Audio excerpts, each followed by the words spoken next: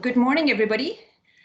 Delighted to welcome you to this morning's division meeting, our three divisions comprising our general and trade contractors, manufacturers, suppliers, professional service providers. You're all here live this morning. I'm going to ask you just to mute your phones, please, just because I'm getting a little bit of feedback on this end. So I'm Fiona Famulak, President at VRCA. I'm your host this morning, and I want to say thank you again to all of you for making time to join us this morning in this important conversation. As I mentioned a little bit earlier, I see that there's a number of board members on the line today, so welcome to those board members. We've got our fearless chair, Don Whiteman of PML Mechanical. Good morning, Don. We also have Jason Glue, our past chair. We have Adam Timler. We have Alan Barron. We have Mike Wallace. I hope I haven't missed anybody, but welcome to our board members and also some past board members. We've got Rick Wagner, obviously he's a panelist today. Clark Campbell is also on the line, so welcome, Clark. So I'd like to get this meeting underway. I'll call it to order at 7:33 and I'll call for a motion to approve the agenda, please. A first and a seconder, and you'll have to come off mute to do so. It's Don Whiteman, Fiona. I'd like to approve the agenda. Perfect, thank you, Don. And a seconder, please. Mike Wallace. Thank you, Mike. Are there any additions to the agenda? Okay, hearing none, the agenda is approved. And the reason that we do that, folks, is because the division meeting is actually a formal meeting of VRCA. It's baked into our bylaws. So we just want to make sure that we go through the formalities each and every time. So before setting the scene for today's discussion or conversation, I'd like to welcome our sponsor for today's meeting. And that might seem unusual to have a sponsor for a division meeting, but of course, COVID-19 has needed all of us to make changes to how we do business. And of course, we've moved much of our content online, not just education, but also our division meetings and our infrastructure series. And that's opened up a lot of different opportunities for us to help members profile their businesses. So with that, I'm delighted to welcome Wade Paulhouse. He is Senior Manager in the Real Estate and Construction Division at MNP, to say a few words. So good morning, Wade. Hi, good morning, Fiona. Great to see you again. It's been a long time. I know. Yeah, as Fiona says, I'm a senior manager here at MNP. For those who don't know, MNP is the fifth largest accounting and business advisory firm in Canada and the second largest in BC. I specialize in the real estate and construction industry, providing those services to my clients within the construction niche. You know, COVID has brought forth a large number of challenges, and you know, it's good to see, great to see the construction industry, you know, fight through this and learn to adapt. But there are still some challenges out there, and we're here to help. So if there's anything that any questions you have, you know, feel free to shoot me an email, a phone call. My contact information can be, I'm sure, gathered from VRCA, Fiona, or the rest of our team. And yeah, you know, great to sponsor this and to help out wherever we can. You know, obviously I miss doing the in-person ones, especially the Whistler trip. It was kind of like a vacation for me after, you know, a busy tax season, and get away to Whistler and, you know, show up hungover to the forum after 4 hours sleep. Yeah, no, I was looking forward to more of these, and yeah, let me know if you have any questions. Thank you, Fiona. Thank you, Wade, and thank you to MNP for your continued support. And yes, we hope to get back to Whistler in 2021. It's not definite, but we'll try our very best. So thank you to MNP.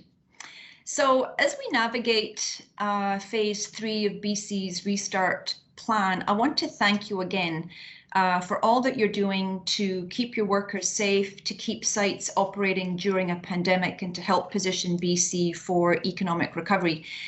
Your leadership and your due diligence towards safety is not going unnoticed. I was able to take a quick peek at the WorkSafe BC COVID-19 claims last night. Just wanted to give you an update on where we're at.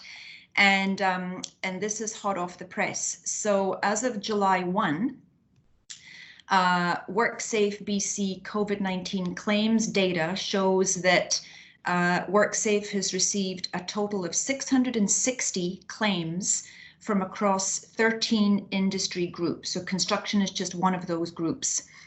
Within that 660, 11 claims have come from construction, which is incredible. And then within that 11, only one has been allowed. Only one claim has been allowed. So think about it. One claim out of 11, out of a total of 660 industry-wide, is coming from construction. That is an incredible result. It's been noticed, it's been acknowledged. And I want to say thank you, and I want to say keep up the good work, keep holding the line, because we need to keep our curve flat in order to come through this, and the construction industry is just doing an incredible job at making that happen. So thank you to everybody on the line today, as well as the folks not on the line today. I just felt it was really important to acknowledge the results of your good work over the last 16 weeks. So thank you for that. I've also mentioned on other calls that more than ever, VRCA is focused on delivering what our members need when they need it. And our conversations with you over the last 16 weeks and your requests have enabled us to do a few things. Back in April and May, we were able to bring our members together to share the various safety protocols that you've now implemented on site to keep everyone safe. That was a series of really constructive, helpful conversations. So thank you to all involved. In June, we brought you together again to have a conversation around contractual obligations and the challenges of navigating contracts during COVID-19. That was a really good, productive conversation. And today, we're here to talk about how to support the mental health of our workers and colleagues during COVID-19, because you've asked to have that conversation. So thank you. In BC, we're navigating actually two public health emergencies. We're navigating the opioid crisis, which was declared in April 2016, and now COVID declared in March of 2020. So even though they're 4 years apart, they're very much intertwined. You cannot separate them. Both the emergencies affect construction significantly. In fact, one feeds off the other. And it's affecting our workers, whether they are on site or whether they work remotely. There's nobody immune. So as a result of that, we're seeing an uptick on substance abuse and mental health issues in the industry. And that's why you want to have the conversation today. We want to dig deep into how to identify it, how to support our team members, etc., etc. So the objective of today's conversation is threefold. We want to explore the emotional and psychological effects of COVID-19 on all of us. We want to explore the importance of checking in with colleagues and workers on an ongoing basis, and we want to explore the ways in which employers can support our colleagues and workers on site throughout the pandemic. So this is going to be a really interesting and extremely important conversation. So thank you to everybody involved. We've assembled an excellent panel in order to navigate this conversation this morning. I'd like to introduce our moderator and our panel today. Vicky Waldron is Executive Director of the Construction Industry Rehabilitation Plan, and she's going to moderate today's discussion. She's going to set the scene with a 15 to 20 minute presentation on some grueling, eye-opening statistics around opioid use and mental health issues in the construction industry. And then she's going to have a conversation with three of our members. So I'd like to welcome Darren Hughes, President of Scott Construction, Mark Dumerton, President of M&L Painting, and Rick Wagner, president of Maxwell Floors. So welcome to all four of you and thank you for making time to prepare for this morning's conversation and be part of today's discussion. So I'm going to mute my video. I'm going to watch the chat line very carefully. And I would say to everyone, if you have questions during the presentation or discussion, please type them into the chat line, which is the little text box. I will monitor that. And if and when I have questions, which I'm sure I will, I'll open up my video again so that you can see me waving at you, and I'll lob in some questions. So with that, I'll hand it over to Vicky. Over to you. Thank you. Thanks, Fiona. Thank you for having me on today. This is a fantastic venue to be talking about the opioid epidemic, mental health and COVID, and I really do appreciate the opportunity to talk about this. If anyone knows me, they'll have heard me say many times before, anytime I get to talk about mental health and substance use is a fantastic day for me. So I really do appreciate this. So I'm just going to run through some slides with you guys here and just provide some information. Hopefully there'll be lots of questions. I encourage everybody to ask questions as I go along as well. I always think it's way more richer when we can have a more of an interactive rather than just a presentation. But I'll see if my IT skills are up to par here. Okay. So as Fiona said, we've got not one but two health crises raging at the moment. Really, the opioid epidemics started off in 2016 and has been going on for 4 years. And we have the, of course, the COVID pandemic that's going on right now. COVID has come in and slammed hard, and it's really impacted people so significantly than I think anybody ever anticipated. I was in preparation for this, I was kind of doing some research and checking into Stats Canada, which is something that I do fairly frequently within my role, and 1 in 4 Canadians are now experiencing poor mental health as a direct result of COVID. So that's 20% of the population. We've got 25% of the population. We've got 52% of folk that were involved in this study had stated that mental health has worsened since physical distancing. Now, that isn't actually a surprise. There's lots and lots of research, tons of research actually, that shows that isolation and loneliness has a massive detrimental effect on people's well-being. People often think about people isolating or being socially distanced outside of COVID in terms of extroverts and introverts. And that's not actually, regardless of whether you're an introvert or an extrovert, when we are as human beings, when we're physically distancing ourselves from other people, there are actually well-documented studies that talk about the impact of that on one's physical health as well as one's emotional health.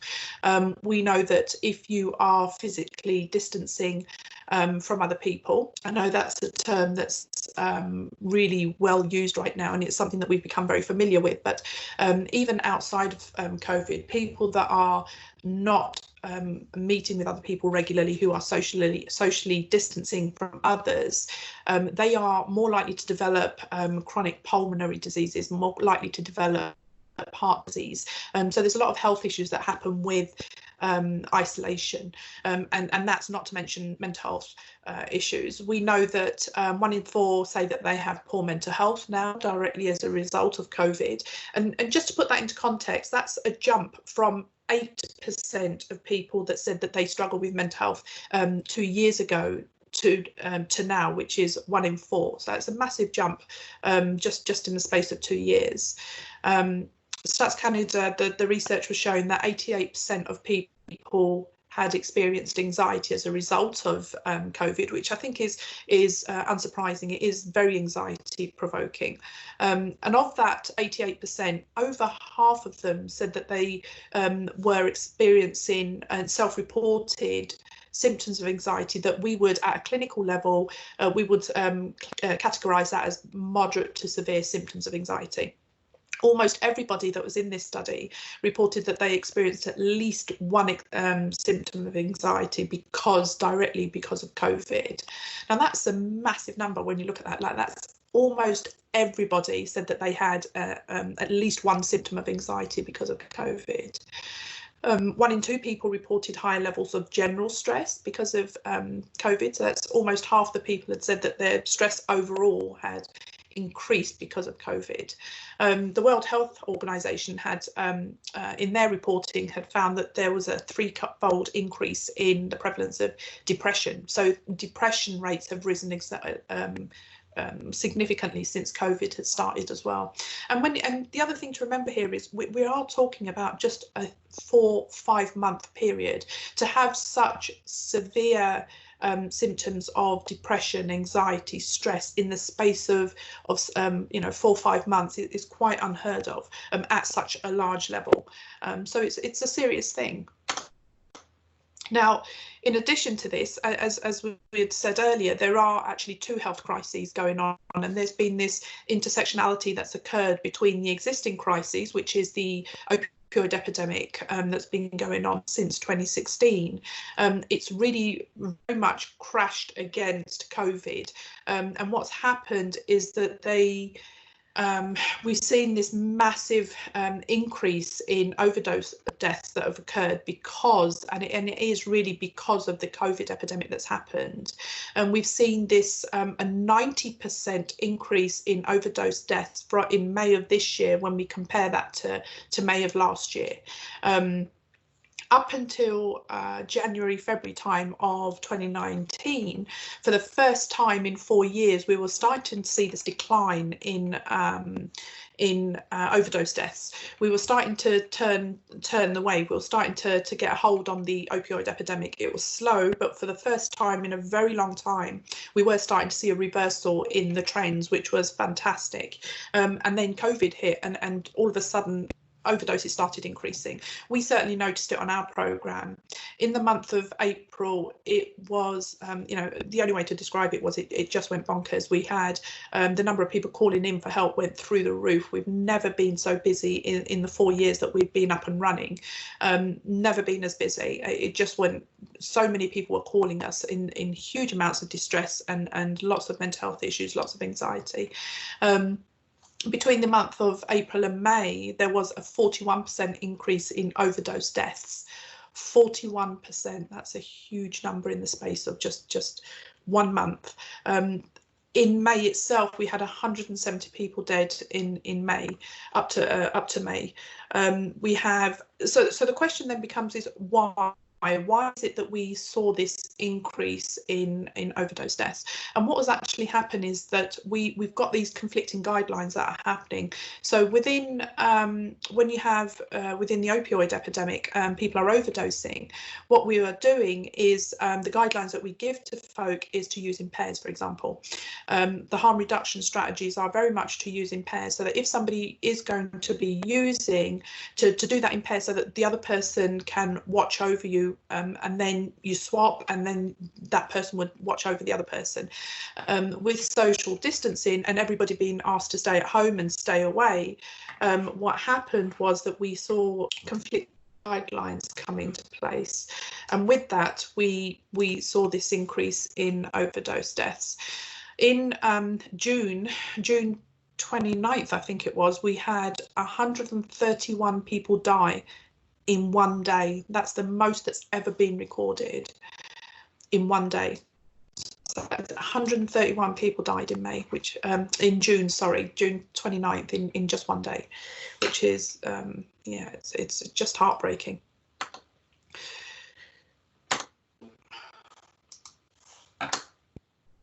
So just to give you a bit of a background, as I said, the opioid epidemic has been raging for 4 years. There's been about $350 million invested since 2016, when the emergency was declared by Dr. Perry Kendall. From that, in 2017, the Ministry of Mental Health and Addictions was formed, and this is the first of its kind in Canada. I believe it's still the only one of its kind in Canada. That was followed quickly in 2017 by the OERC. The OERC is the Opioid Emergency Response Centre. It's an agency that was set up, just a temporary agency. So as soon as the emergency is declared over, the agency folds. But they were really the command centre. They're the centre of all the operations that are going on around tackling the opioid epidemic. In 2018, we saw $3 million invested in local community programmes to tackle overdoses. This is one of the main things that came out of that was something called the community action teams. Community action teams are teams that are formed at a community level. Anybody can join those teams. We sit on 3 of those teams here at SERP. We sit on Burnaby, New West, and in now those teams are designed to funnel resources into your local communities. One of the things I always say is that as a construction industry, we actually should have our own community action team.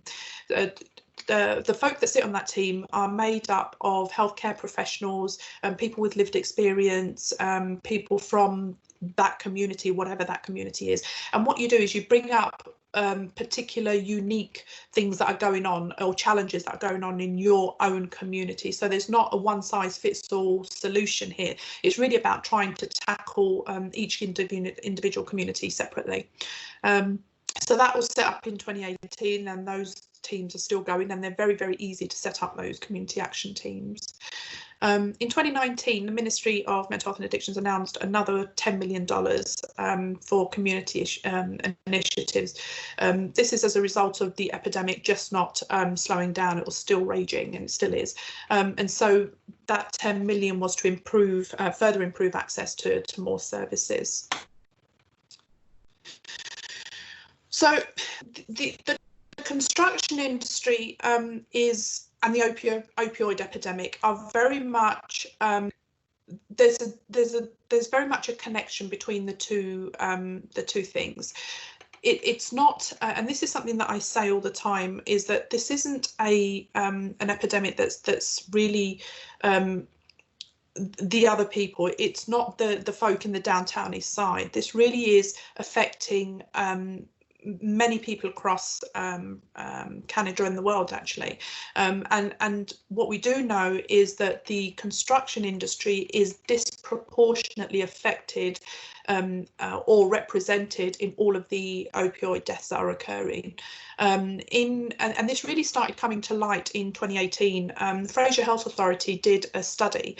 They wanted to look at all the people that were dying in the opioid epidemic, and they wanted to look at, they weren't really sure what they were going to find, but they wanted to just try and understand and try and get some kind of a handle on what was going on. And to their surprise, what they found was that of all the people that had died, a third of the people that had died worked in the trades. They found that many of them had actually seen a healthcare professional prior to death. Many of them actually seen a healthcare professional for pain prior to death. In 2018, again, the BC Coroner's report found that 44% were employed at the time of death, again, within the construction sector. Over half of them worked in the trades of that 44%. Now, just to, again, put that into some kind of context, most of the people that are dying or disproportionately dying are from construction, but the sector actually only makes up about 15% of the total workforce in British Columbia. Most of the people that had died, over half of the people, I should say, that died had sought help for pain-related issues. 77% had reported chronic illicit drug use prior to death, so they'd let somebody know that they were struggling with substance use.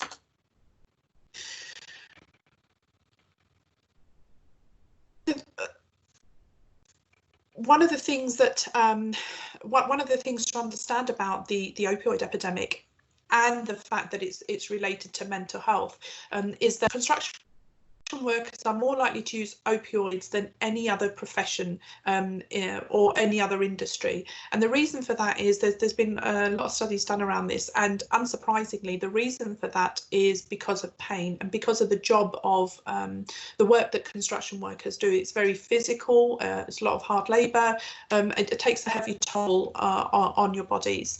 And so construction workers are more likely to use opioids than other professions. A number of studies came out at the end of 2018 that really did underline what the Fraser Health study had found, and that is that if you are, just by virtue of being a construction worker, you are 7 times more likely to die from an opioid overdose.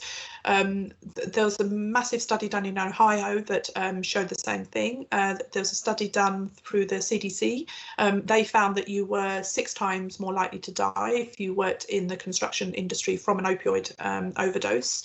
They found in particular that the construction and extraction industries had the highest mortality rates.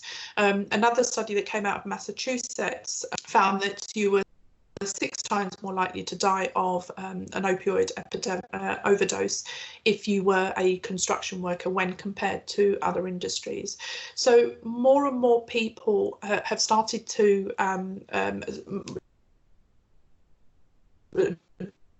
showing this correlation between construction workers. So the question then becomes why? Why is it that that construction workers are disproportionately dying within the opioid epidemic? And the answer to that is it's complicated. It's really complicated. Part of the issue is that certainly I know that we've done some work with the Fraser Health Authority and we wanted to investigate why it is that people struggle with substance use within construction industry more so than other industries. And what we found is that there is very much a work hard, play hard culture. And because of the work hard, there is a lot of stress that comes inherently from working within construction. It's a very stressful environment, and this is the research that was coming back, and this is what we were finding as we were doing this research. There's lots of time pressures. There's a physical element of stress as well, where there's so much physical demand on one's body, and that causes a lot of emotional stress on people. And as a result, people tend to play hard. Now, that's an expression that I've heard time and time again since I've been in this role within construction rehab, this work hard, play hard culture that exists. 55% of people that we surveyed recently, we did a study with WorkSafe BC. This was just last year we did this study. 55% of people surveyed, that's almost half of everybody we surveyed, said that substance use, that they use substances on a regular basis in their lives. So they were using substances such as alcohol, drugs, other drugs on a regular basis, and this is more than half the people that we surveyed. At SERP, we find that 83% of everybody that we treat has moderate to severe mental health issues. Now, that number in and of itself isn't actually abnormal. That's quite a normal number. If you go out into industry, just in Canada population in general, what you'll find outside of the industry that number is the same. So around 85% of people that struggle with substance use will have a co-occurring moderate to severe mental health issue. So that was no different within construction that we found. What we did find concerning was that 60% of everybody that we work with are high-risk users. So high risk means that they're at a high risk for an overdose. So because of the substances that they're using. 70% of everybody that we work with screen positive for PTSD symptoms, and this can be PTSD from early childhood traumas, or it can be PTSD from a workplace incident. So 70% of people, that's really high, like that's a very high number. We also found, which was incredibly shocking to us, 90% of people that we work with early childhood traumas, and this is a number that is consistent, and it's changed over the last 4 years that we've been collecting data. Just to put that in context, that is a very high number. If I went out and polled the general population, not construction industry specifically, that number would sit at about 65%. So 90% of everybody that we are working with has early childhood traumas. Of that 90%, almost half are 1,200% more likely to commit suicide. right? So these problems all exist prior to COVID hitting. So when we kind of look at what's going on prior to COVID, so we talk about the opioid epidemic, but we can't really talk about the opioid epidemic without talking about mental health. The two are so closely intertwined. So we have all of these issues that are going on within construction prior to COVID. And now when you have COVID, we know that, as I said, many people are now reporting that their mental health issues have declined even more so. So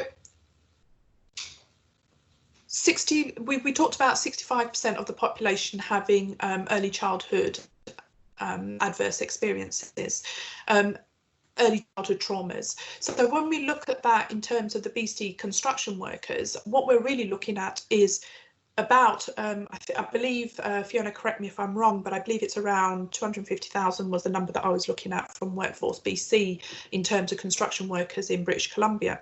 So if you're looking at 250,000, thank you, that's 162,500 members are likely to have early childhood adverse experiences, right? So this is early childhood trauma.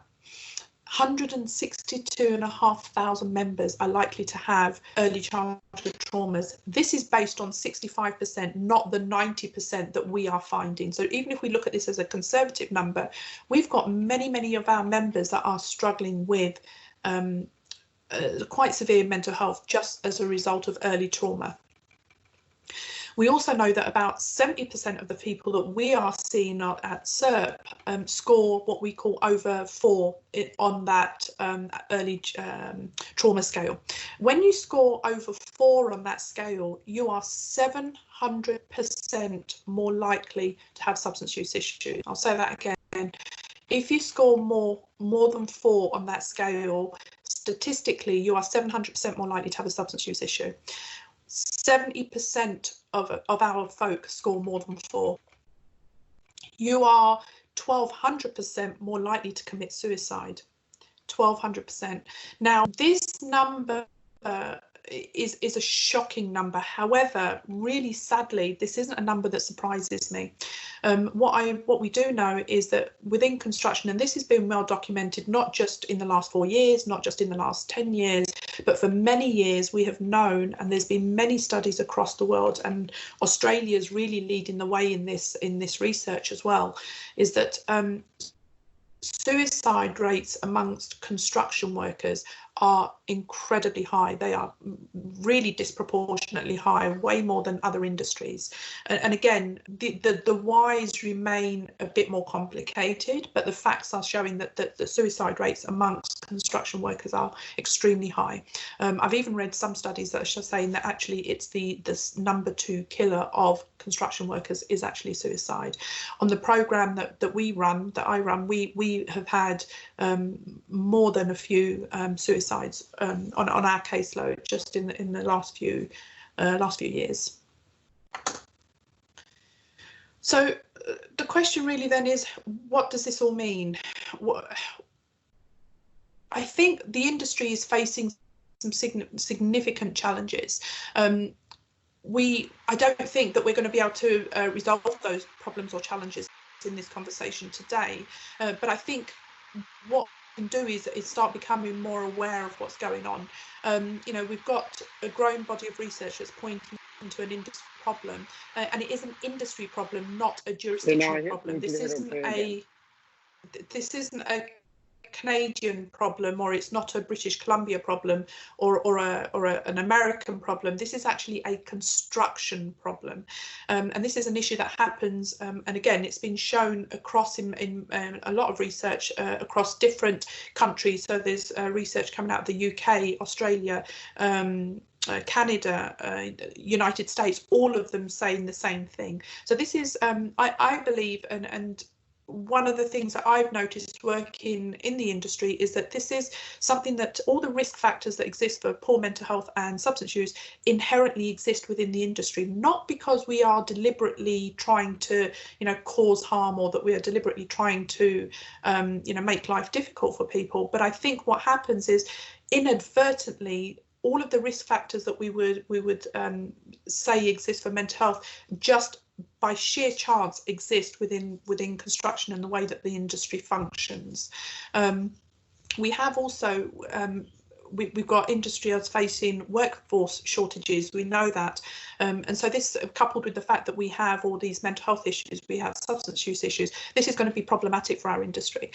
We have a culture of abstinence only within the industry, and again, this goes against all the research and best practice guidelines that exist for substance use and mental health. And so what this means is this creates a problem. Now, it doesn't mean that we should suddenly start saying that people should be allowed to use substances, but it means that we've got to understand that because of that abstinence only culture, this is adding to and it's feeding into the problem. So we need to find solutions that best help us to work within abstinence only and helping to deal with people's substance use issues. And one of those solutions is really going to be about culture change. And I'm hoping that we're going to be able to chat later with some of our guests around that. Just mindful of time here. Just quickly, substance use doesn't occur in isolation. It's a very complicated issue. Mental health is correlated with addiction by a factor of 2. So if 1 in 4 Canadians have poor mental health, that's 62,500 construction workers that are going to be struggling. Mental illness is now the leading cause of disability, including all cancers in Canada. We've known that for 4 years, that this 2020 was the date that we were looking at 4 years ago, saying that if we don't do something about this, mental illness is going to be the leading cause of disability in Canada, and at 2020 it now is. The Mental Health Commission of Canada has identified that 500,000 Canadians miss work regularly, weekly, because of mental health issues in the workplace. IOSH, which is the world's largest safety organisation, also identified the construction industry as a silent pandemic, and that's the words that they've used. And they identified that bullying, harassment and excessive workloads are one of the things that are leading to this. So what is it? What can we do? One of the things we need to do is to start moving towards a psychologically safe workplace. We need to start looking at having, mental health committees. We need to start looking at working more collaboratively as an industry rather than in silos. We need to start looking at why mental health committees work. They reduce stigma. They promote the recognition of mental illness. They increase awareness of mental illness, and more importantly, they promote a psychologically safe workplace. They build resiliency and help people to adopt healthy lifestyles. So it's a prevention and promotion strategy. And I can tell you that as a construction industry, we lose $6,800 every year per capita because of mental health and substance use within our industry. And the World Health Organization actually have a health calculator, and that health calculator, when you punch in your numbers into that, it actually tells you that if you do prevention and promotion strategies, you will have a direct cost saving of $2,400 per capita each year just by implementing prevention and promotion. So I won't go into this too much, but one of the things that we at SERP are trying to do is to really pull together a joint industry committee to help target mental health and substance use within the industry. So that's my presentation for today. I just wondered if there was any questions or any comments before I move on to our panelists. Thank you, Vicky. A lot of good information to absorb. The statistics are staggering and troubling. I have a couple of questions, but I want us to get to the panel discussion, so I'll save those because I'd love to hear from Darren, from Mark, and from Rick. So I'll hand it back to you. Thank you. Thank you. Thank you, everybody, for joining us. I'm really looking forward to this discussion today. Like I said, anytime I can get to talk about this, it's a win for me. So Rick, I was wondering if I could come over to you first. Would you mind sharing with us and the audience today your experience with mental health within the workplace, within your organisation? Yes, Vicky. And first, I want to say thank you to each and everyone on the line today. If we all take away one thing from this, I think we're doing a great service to our industry and to ourselves. To to speak particularly on, what has been my experience at Maxwell. I was not seeing that we have a COVID and an opioid crisis. I can really only relate to the COVID. I thought these are two separate instances, but boy, are they amazingly linked. And one of the big things I would say is we don't have we're in its infancy at Maxwell in saying that do we have a checklist of what are we going to do if a mental health issue arrives? We have a program where if an individual is sick or we determine it to be sick, please give Pacific Blue Cross a call. And that was our shtick for many, many years. We have had a very strong connection with our employees, but it would be very difficult for me to say who has some mental health issues going on, other than the few people that we have developed a close relationship and have come forward to us and say, can you check in on me?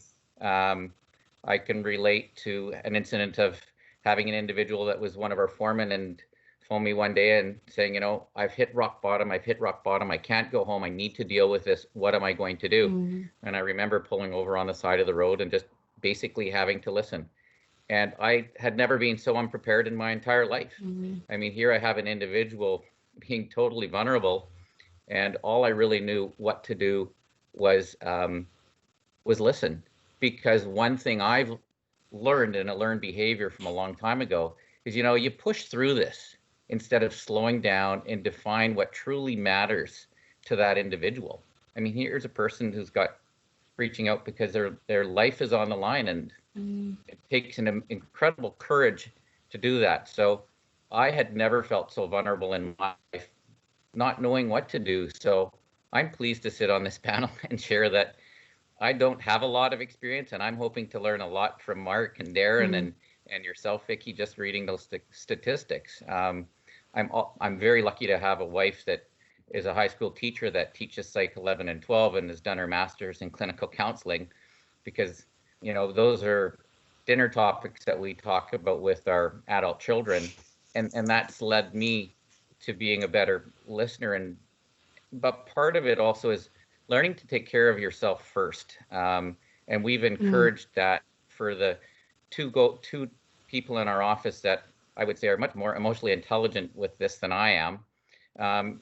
So we have small chats about it, but we don't have a committee set up, and I'm interested to hear what Darren says. So in particular, for Maxwell's health issues, we just learned to get to know individuals at a deep-rooted core, and if they have a concern, to please give us a call, and we'll see what we can do to, where to steer them. So my experience isn't as that deep.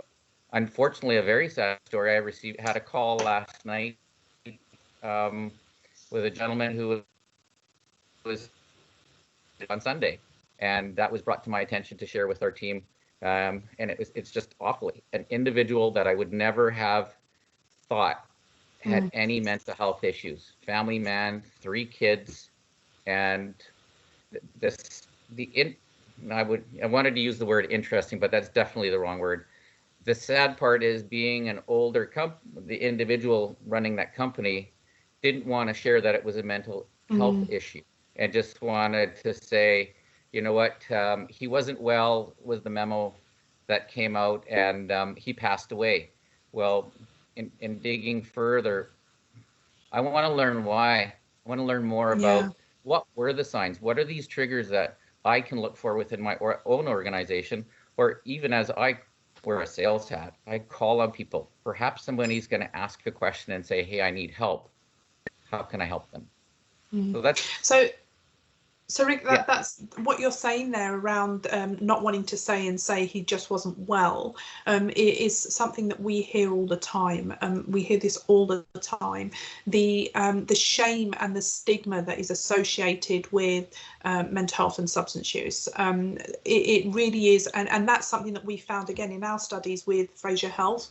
There's lots of studies that are now starting to come out that are showing that it's the reason that people aren't coming forward is because they feel so shamed and stigmatized. One of the things that our study with WorkSafe BC found was that people are beginning to get to the place where they're more likely now to talk about mental health, because I'm sure everybody here listening today, and you guys, well, certainly Darren, you'll be able to speak to this for sure, is that mental health has become more of an acceptable phrase, right? So you hear about it more, especially with all the public campaigns that go on with Bell Let's Talk Day. So mental health has become more and more acceptable to talk about. However, the issue is that people don't often realise that substance use is so intertwined with mental health. One of the things I always say to folk is that happy people don't choose to go down the route of drugs and alcohol. They just don't. So it's so closely intertwined, and so because of that, people just don't speak about it. They're afraid to talk about substance use. They're afraid of the stigma. And one of the statements that really stands out from me is one thing I heard at one of our research respondents said, it's like a dumpster fire. Everybody knows it's going on, but we should close the lid and then we don't have to worry about it, right? Because it's contained to that one person, we don't have to look at it. But I wonder, Rick, how difficult that is for you as a person listening to this, to hear that, and the emotional weight of having to carry that.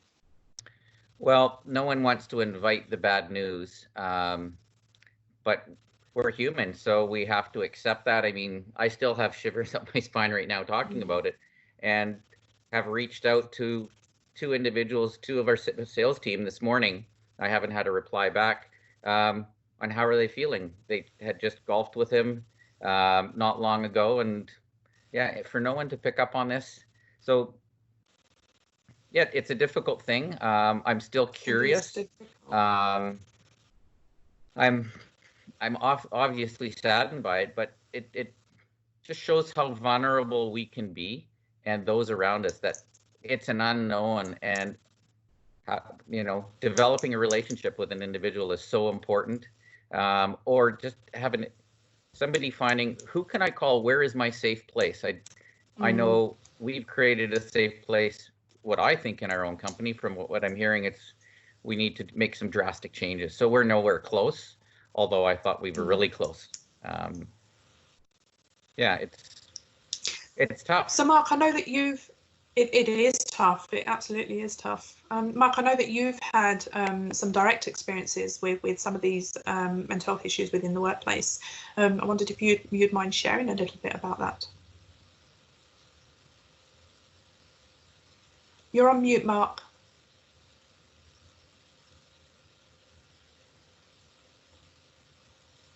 I read somewhere that was the phrase of 2020. There you go. There you go.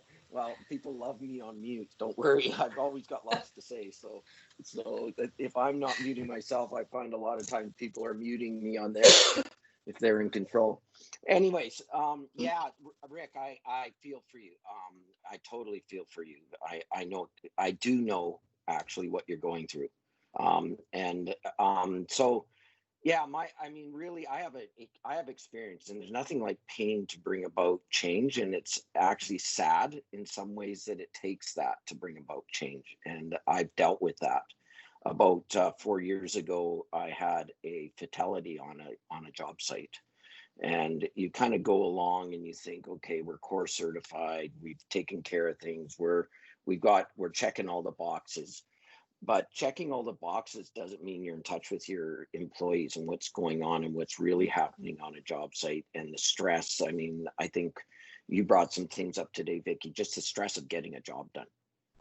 Within our industry, it's about getting the job done on time. It's about getting it done on time. And a lot of times we don't stop and talk to the people. We're just pushing them to work whatever it takes to get the job done on time. And that's what we do. So when that happened, it's interesting, one thing Rick said, what do you do? When that happened for me, I changed. It was probably the worst thing that's ever happened to me in my life. And I made a decision. I remember driving to tell all my employees. I had gathered them all at a hotel in a banquet room, any that were in Vancouver, to actually tell them personally So I was driving there. My wife was driving there also, who's a psychologist. And she had arranged for a number of psychologists to be there to just deal with any of the grief that was around it. But she said something very important to me, and I think it was good. And I just remember, well, I remembered often, but I remembered it as Rick was saying. She says, Mark, you have a choice here. You can just put your head down and get through this, or you can choose to live through it. Mm. And Fantastic. that was, to me, was probably the biggest thing I got out of that, is to stop and actually choose to live through it, feel it, which is be authentic. And I don't know, at that point, I guess in my life, I had the energy or the power, or maybe I was just so hopeless that I just said, yeah, that's what I got to do. I had no idea what that meant at the time. But I was authentic that day with all my employees, which at the time was probably about 70 or 80 there that were in town. Mark, can I just ask you, when you say authentic, would you mind sharing, if you don't, and I don't want to put you on the spot, but I wonder if you'd mind sharing what that means to be authentic with people listening. If you again don't want to put you on the spot. You're putting me on the spot, but I don't mind. We're in construction. We're used to being put on the spot. This is my life. Usually a general contractor's doing it though. Anyways, what means being authentic is showing emotion, showing pain, being able to say, I feel responsible. As the leader here, I feel responsible. And acknowledging my anxiety around it. And that, in fact, in that case, I went for 3 sessions to a trauma counselor, and I don't know how many of my employees went, but I know some did go.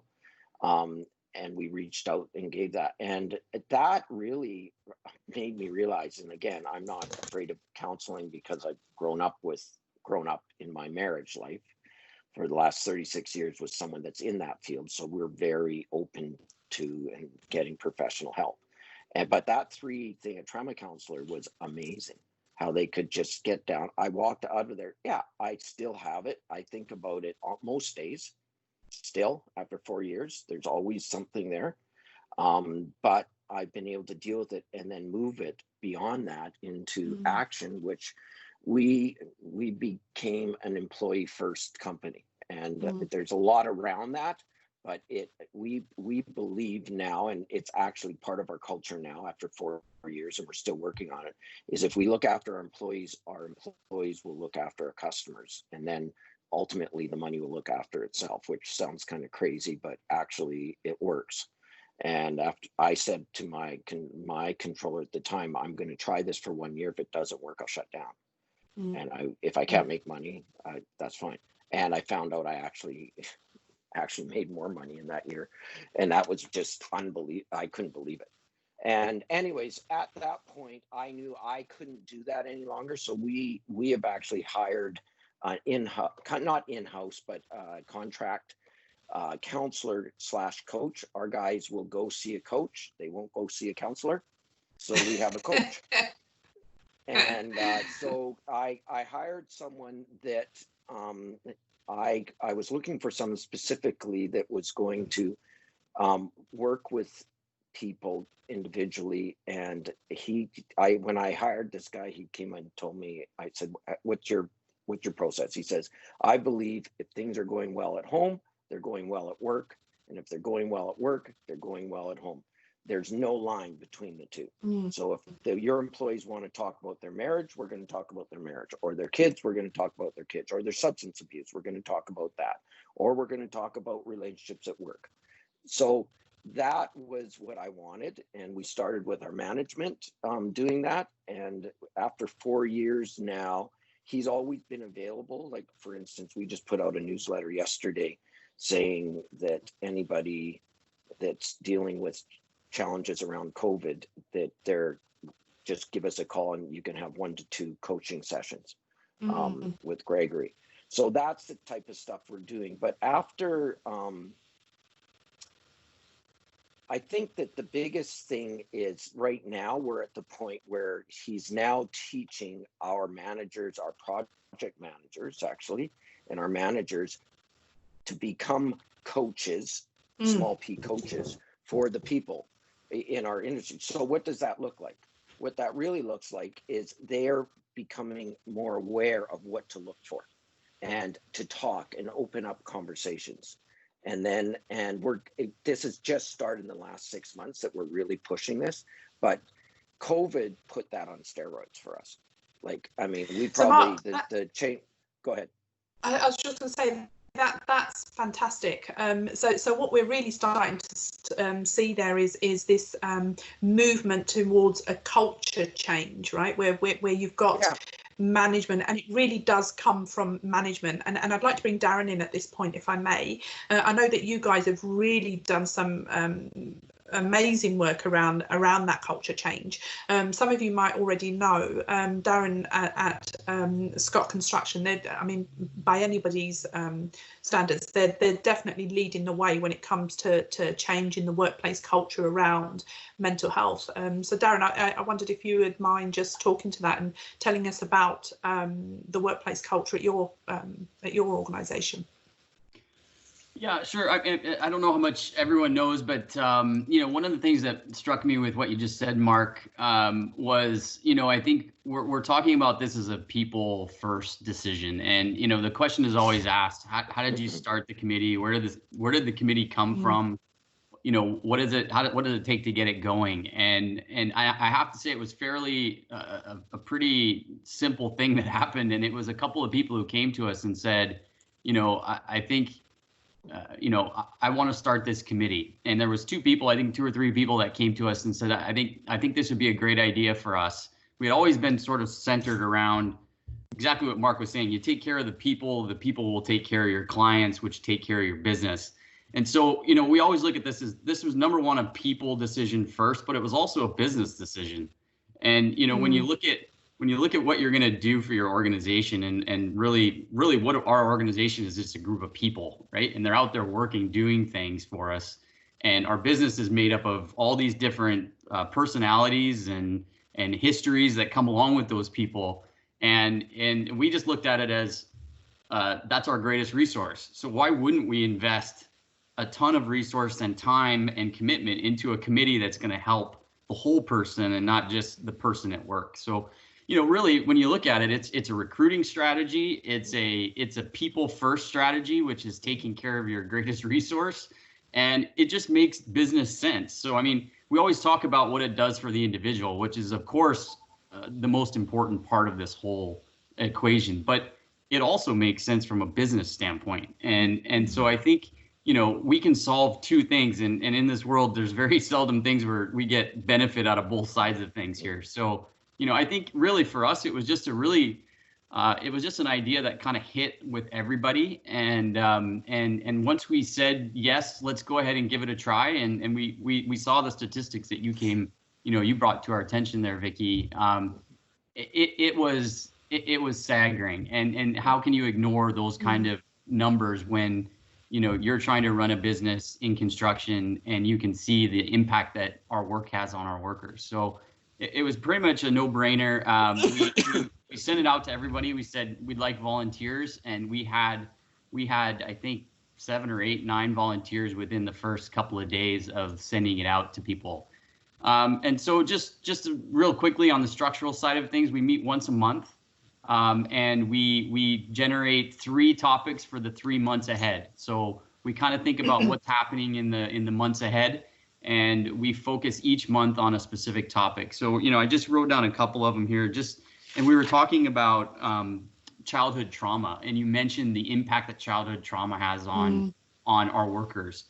We actually focused 1 month on caregiver support. So looking at our individuals within our company that are caring for children with mental health, or they're caring for somebody that they know that has mental health or substance abuse.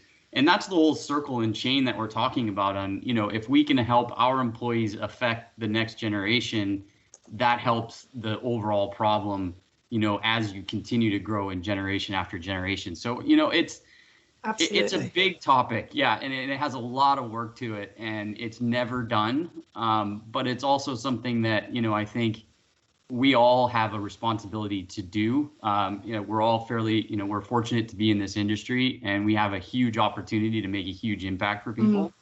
And, I think it just makes sense. So that's really where we came from it. Vicky, if I may, I have a question, and thank you to everybody for sharing the details that you are. This is a really very, very powerful conversation, so I must say thank you first. A question's come up on the chat line, and I'll condense it. How, and it's a question to Darren and to Mark and to Rick, how do you build the culture of trust in order for people to come forward in the first place? Because in order to have the committees and to have the conversations and to encourage people to see coaches, for example, needs to be underpinned by trust. Otherwise, there's discomfort about sharing too much, perhaps being not heard, backlash, gossip, etc., etc. I think that's a great question, and I'm definitely going to throw that over to the guys on the panel as well in a moment. From a psychological perspective, I can tell you that trust comes only when two people are vulnerable. So you can't expect your employee to be vulnerable if you are not vulnerable there also. We hear this expression all the time, trust is a two-way street, and it's that expression comes from the fact that you cannot get trust from somebody when you are not vulnerable about whatever it is that you're talking about. If you're not genuine, I think Mark, you said they're authentic, which is why I wanted I'm sorry for putting you on the spot, but I wanted Mark to kind of talk about that a little bit. So one of the most powerful things you can do, and certainly everybody on this panel today is doing, is leading by example. For somebody in a leadership position to say, I struggle also with mental health issues, or I have experience in my family with somebody that has substance use. I get it, right? When you are vocal about that, other people feel more safe to come forward. I'll just briefly share, again, in our study with Fraser Health, one of the things we found was that stigma exists on a horizontal level, on a vertical level, not a horizontal level. What that means is people are more likely to share with their peers that they are struggling, but they will not share vertically with their supervisors because they fear losing their jobs. Yep. Right. So it's how do you create trust? Well, as leaders, it is your responsibility to step forward, exhibit some of that vulnerability so that other people feel safe enough to come forward also. And I'll hand it over to the panel. Yeah, I mean, I would say through COVID, the one thing we did was all the project management stuff went and worked from home. So I said, hey, we're expecting all our guys to be on site. We need to be on site too. We need to go by more often. So I went by probably more sites in the last 3 months than I've went by last year. But I mean, fortunately, we have COVID traffic, so it was really easy to get to the sites. But again, it's about doing, not just telling. And the other thing that we've done is I've had 5 company Zoom calls. We split them up into 3 different areas of people, and I don't do phone calls, I do Zoom calls, and we give them an update. This is what we're doing. Like we had one yesterday. This is what we're doing. This is what we're doing for you. This is what Dr. Henry's saying. And again, I think our employees are looking for someone to tell them, hey, I don't know, so I'm listening to Dr. Henry, and this is what she's saying. And they're saying, oh, okay, yeah, you're listening to Dr. Henry? Okay, well, I guess let's all listen to Dr. Henry. So I think that's the thing they're looking for. And it's that, and that's the vulnerability is, I don't know. Let's kind of try to get through this together. I don't know. And then here's the things we can do. So I'll speak to that a little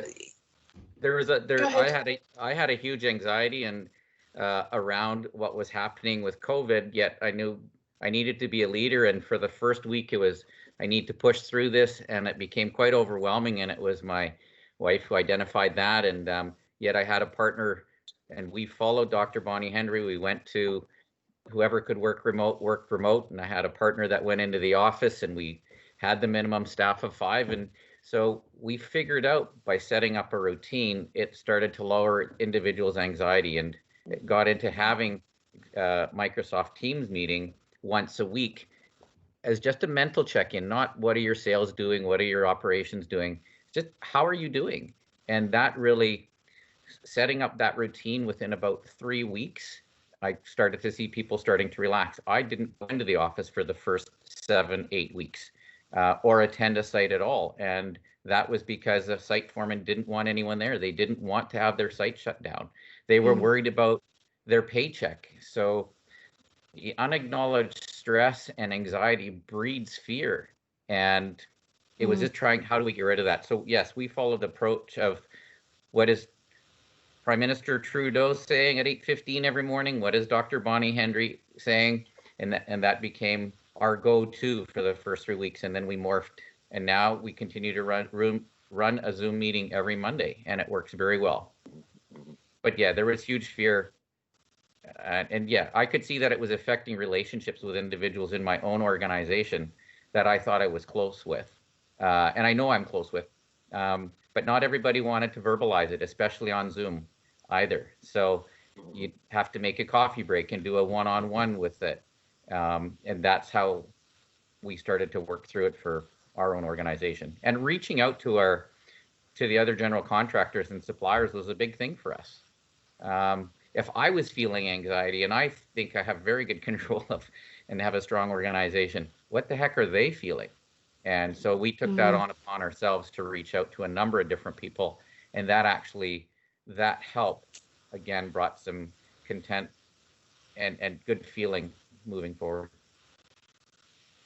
And actually talking about anxiety, what you do, and I think Darren and Scott Construction are a testament to this, when you put it out there, you put it out into that organisation and say, anxiety exists, I have anxiety, but we're going to talk about it. You create a space for people to actually come forward and talk about their mental health issues, whatever they are.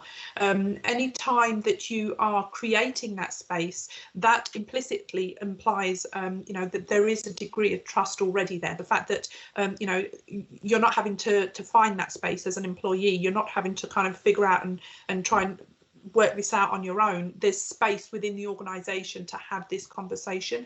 That breeds trust. Yeah, and I'll just add to that a little bit. I have to say, like, the timing of the trust is one of those things that I think we all try to say, okay, well, we're going to do this month, and it's going to hit the perfect timing for everybody.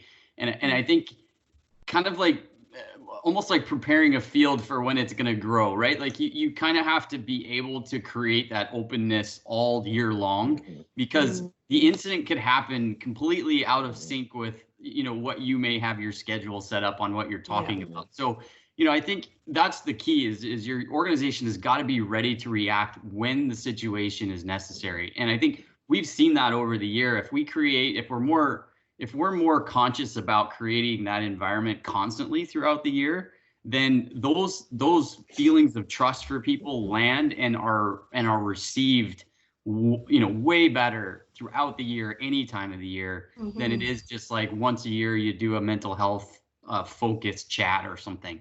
You've really got to do it on a regular basis so that, it becomes a part of your discussion in almost everything you do.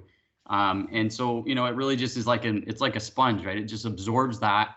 And then, one thing I would recommend for anybody who's thinking about setting up a committee is get those people trained in the committee. We did a mental health first aid course, which was an absolutely amazing course for our people to recognize what are the signs, what do we need to look for, and then we're not the experts, but we can certainly direct people and help people to get those people to the people that they need.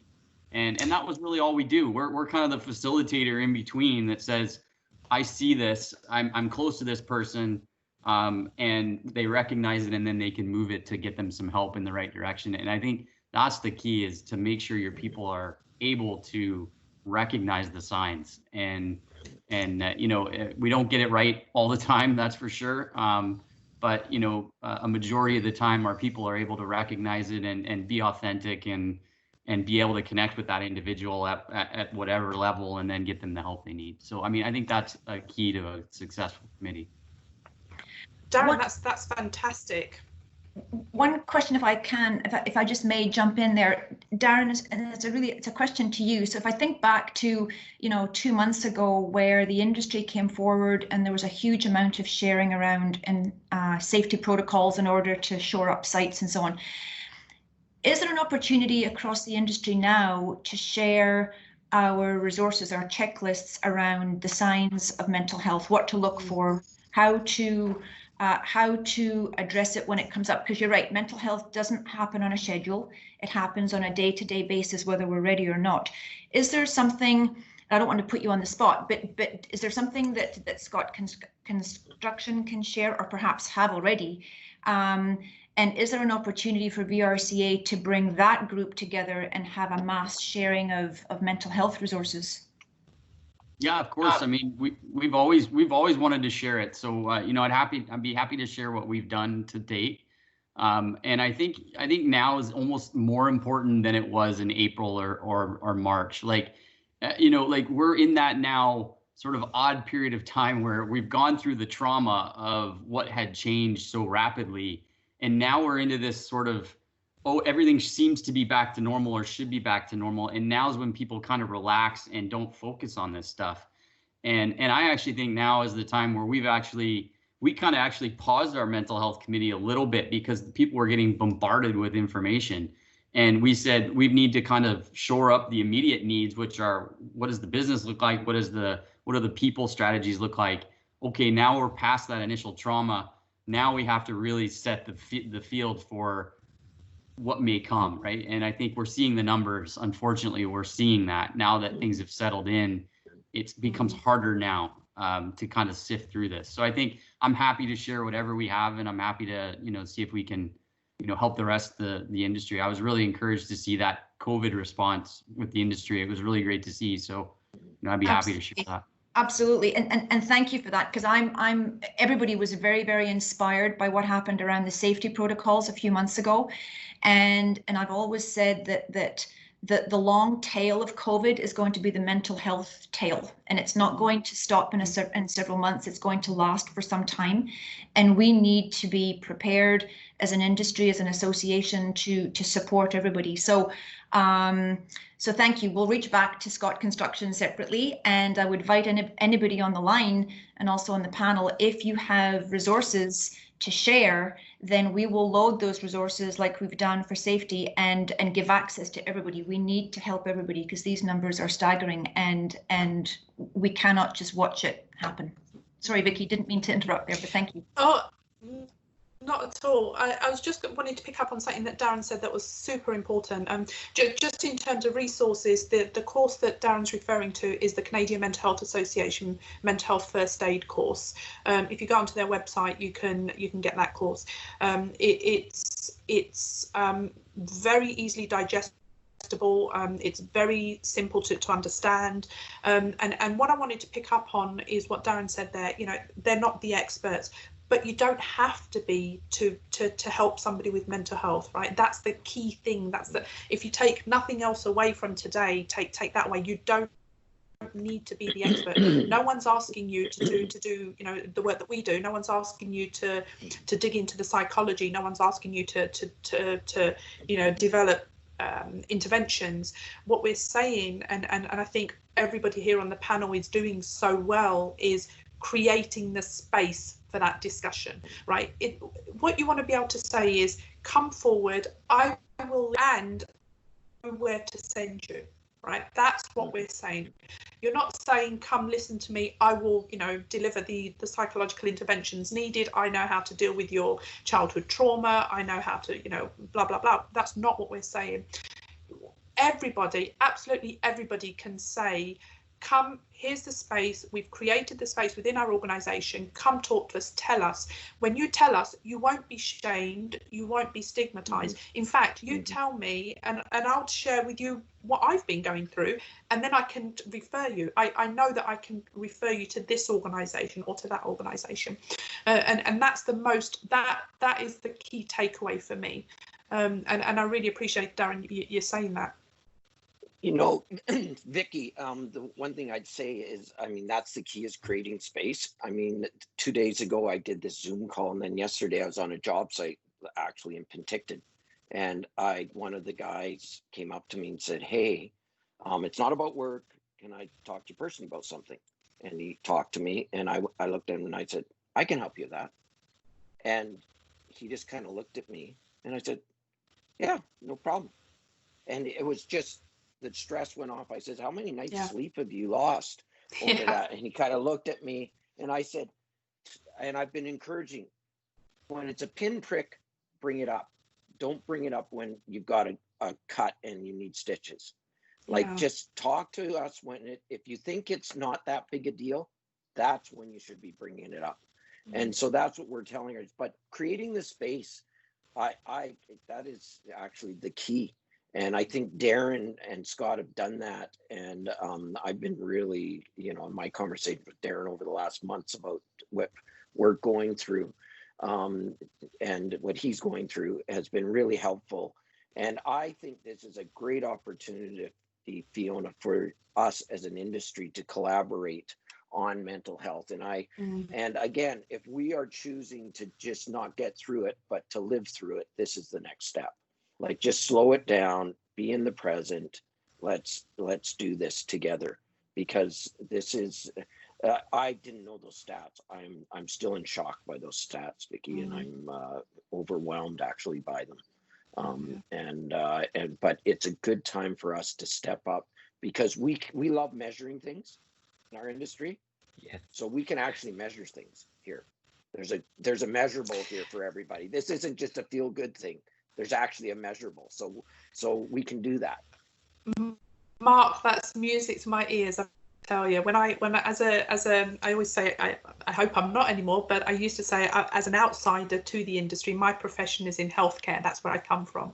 And so as an outsider coming into construction, I've got to tell you, when I first arrived 4 years ago, I was running around with my hair on fire. I was just saying to anybody that would listen, there's something going on in construction. There's something bonkers going on in construction. And I'd tell my healthcare colleagues, and I'd tell them the stats that I was collecting on our program, and they'd go, oh my God, and they'd do the same thing. They'd be going, what is going on? These numbers can't be right.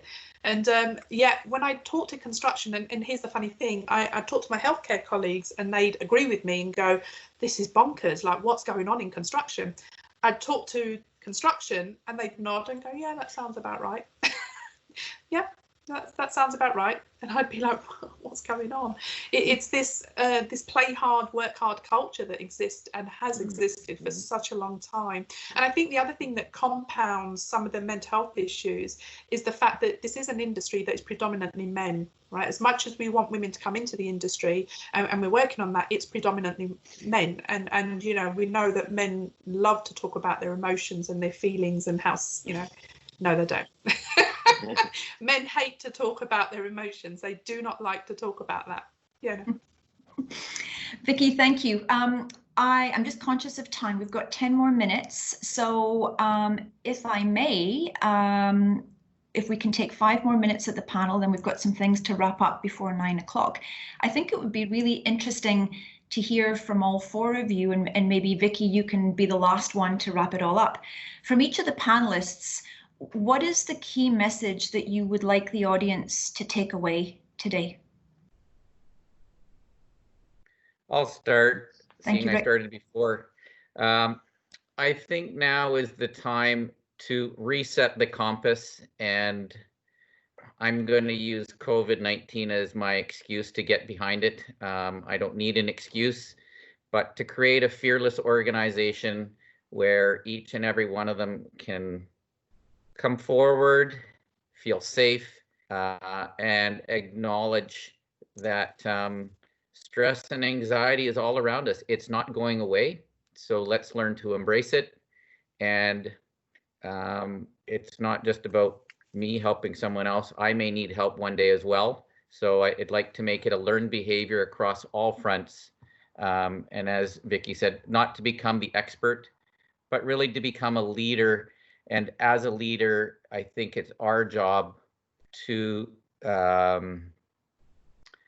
support our individuals within our own organizations. We have to prop them up, and we need to listen to them first and foremost. It's just not a return on investment. It's not all about measurable money. These are people and their lives matter. That's the first and foremost for me. Well said. Thank you, Rick. Yeah, I'll go next. I think really for me is learning to be authentic. I mean, I spent probably 35 years of my 40 years in this business being maybe sometimes authentic, but I've been more aware of being authentic in the last 5 years. And I'd have to go back again. I can't take credit for this, but for what my wife said to me is, you can choose just to get through things, or you can choose to live through them. And I think that's about being present and taking those few seconds, even on that job site yesterday, where I could look a guy in the eye and say, how are things going? And just stop. And then give them an opportunity to speak. And I think in our busyness, in my busyness, I'm just trying to get the job done, you know, and I'm learning to slow down and do that. And it pays dividends on the bottom line too. It really does. Thank you, Mark. Well said. Darren? Yeah, I guess for me, I would say the one thing I'd like everyone to take away is be open to sharing it. You know, I think Fiona, you mentioned, you know, the collaboration that we saw in COVID time, and I really, you know, I really appreciate these sessions, that we're having now, and I think that COVID has forced us to have is, you know, we're no longer working in our little silos and being, you know, competitive internally and trying to edge each other. Like, we're actually like working together as an industry. And I think sharing what we've learned in this space in mental health is one of the areas where I think it just makes sense. So I really want to encourage everybody, whether you're at the starting point or you're well along with your programs, like let's talk a bit more about it. Let's share what we're doing, best practices. And, you know, like we've got a lot of improvement we can make in our industry. And I think for me, that's kind of an important factor for me, is like, whatever we learn, share it, get it out there. You know, I think VRCA is a great organization for that, and it's a great way to get that message out. And, you know, I think that's one of our focuses. I think certainly will be to share what we have and try to help the rest of the industry along the way, and certainly will be helped along the way as well. So I think that's the big one for me. Thank you, Darren, and thank you for your leadership in that space. We appreciate it. Thank you. Vicky, final comments. I think for me, the takeaway for me is, or for people to take away, is that mental health and substance use issues exist, right? They're in your organisation right now. Just because people may not be talking about them does not mean that they don't exist. Not only do they exist, they're existing at probably the worst levels we've ever seen, ever. So they are there, and so create space, lead by example, and you don't have to be the experts. You don't have to be the experts. You just have to create the space, and that would, for me, would be the takeaway, that mental health and substance use exists. It exists in extremely high numbers. Even if your members aren't talking about it to you, it's there. It's there. So create that space, and you'll be surprised at what you actually come forward. What the number of people that possibly come forward.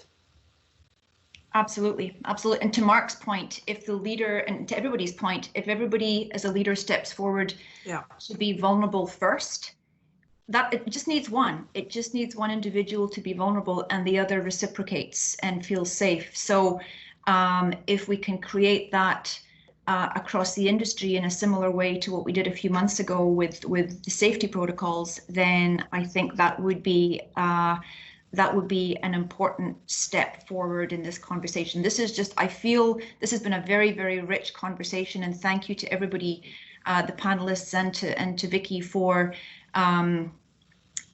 being vulnerable and sharing your stories. I think the audience, I can see the questions, and we haven't been able to get to all your questions, but we will offline. My takeaways, though, in terms of what we can do as an association, will be to create the space in order to normalize the conversation around substance use and mental health. And Vicky, I'll connect with you offline to understand how we can help perhaps champion a community group or a community team. Because it may exist in various forms right now, I'm not sure, but we'll make sure that we're plugging into the Safety Alliance and so on and so forth. And because we host an industry conversation weekly, there's about 20 associations on that line. We have a platform. We already have the industry together, and it would be a great conversation to have across that 20 association group about how we can do more to support substance use and mental health in the industry. So I'll connect offline with you on that. But then in terms of what we will do also is we'll reach back to Darren and his team, and I invite everybody else to come forward with your the resources, the checklists, the protocols that you have, so that we can load those onto our resources site. We do have a mental health resources page, so that we can share that across the industry and keep the conversation going. This is not a one conversation that will just tick the box and move on. This is something I think that needs to be a continual conversation. So we will be coming back to this. And Mark, thank you for reminding us that it can be benchmarked. Yeah, we'll see what we can do there. So we'll make that happen. I can guarantee you that. So thank you to everybody. Thank you, Vicky, for your presentation and moderating the session today. Thank you, Mark. You're welcome. Thank you, Rick. Thank you, Darren. Thanks. And we really appreciate the rich conversation. Yeah, thanks, and Fiona, audience. for taking. Thanks, Fiona, for taking leadership on this and getting this together. I think this was a great initiative on your part. And Vicky, thanks. I'm going to be reaching out and getting more information from you. This is very, very helpful. Thank you. Very helpful. Thank you, Mark. Thank you. And I must give credit to the members because our members inform what we bring forward, and those are some of the conversations that we've been having of late. How do I identify mental health? How do I deal with mental health on my team? So what we're doing is delivering what our members are asking for. So thank you to everybody on the line, and thank you to our members who are not on the line today. So we've got a couple of minutes, and I just want to wrap up today's session. So David, if I can ask you just to change or move to the couple of ending slides. So I know that you as an industry have completed a lot of surveys over the last few weeks. I think the last count we did was like 6 or 7. And I want to say thank you for that. It's the only way that we can get information from the industry in order to inform our advocacy efforts. And I'm sorry, but I'm going to give you one more survey. It's only 4 questions, but this is also very, very important. At the last division meeting, you'll recall that we were asking, what's the impact of COVID-related costs on your construction projects? And there's anecdotal information about maybe it's 5%, maybe it's 10%, but nobody really knows. And we need to be able to quantify those costs in order to advocate on your behalf, to engage public and private owners about what they should be aware of, and so on and so forth. So this is a 4-question survey. You'll get it tomorrow. We're going to issue an advocacy and action email tomorrow. 2 of the questions are, what's your business and what type of projects do you do? So easy peasy.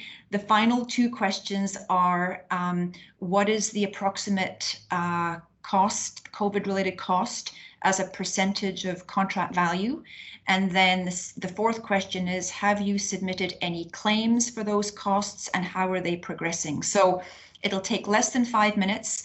And it's super, super important. This is across industry, so a number of our association partners are also issuing the same survey to their members, and the results will help us to understand what are the costs that you're incurring, and it'll give us a lot of good information to then advocate on your behalf to have those costs defrayed in some way. So I apologize for the short survey. It's the only way that we can get to the information, though, and I really appreciate your participation there. So that's going to come your way tomorrow. And then last but not least, I want to remind you of the upcoming events. So you know that our infrastructure series, which gives our public owners an opportunity to present their projects in the pipeline. So the next infrastructure series, which is also a monthly series, is coming up July 22nd. And we will be hosting the University of BC Infrastructure Development Group. They've got quite a pipeline of projects, so please register for that one. And then in August, our next division meeting is going to be also very interesting. We understand broad strokes what's happening with public infrastructure and how it's going to come forward and how it's going to be funded. We have less of an understanding on what's happening on the private side, on the development side, and we need a better line of sight. So in August, we're forming a panel right now, and it's going to be focused on the impact of COVID-19 on private development and what it means for construction, and also what are the challenges that the development side of the industry is facing in terms of demand, in terms of financing, etc., etc. So that'll be a really interesting topic as well. They all are. And again, this has been informed by conversations with our members. So please register for that, August the 12th. So with that, I want to say thank you to everybody again. Thank you to our panel. Thank you to everybody on the line for your questions. We will come back to the questions that we haven't been able to address. We'll come back to you offline. In the meantime, have a super Wednesday. Stay safe out there, folks. Keep holding the line, and we'll see you in a couple of weeks, hopefully at the infrastructure series. Take good care. Stay safe.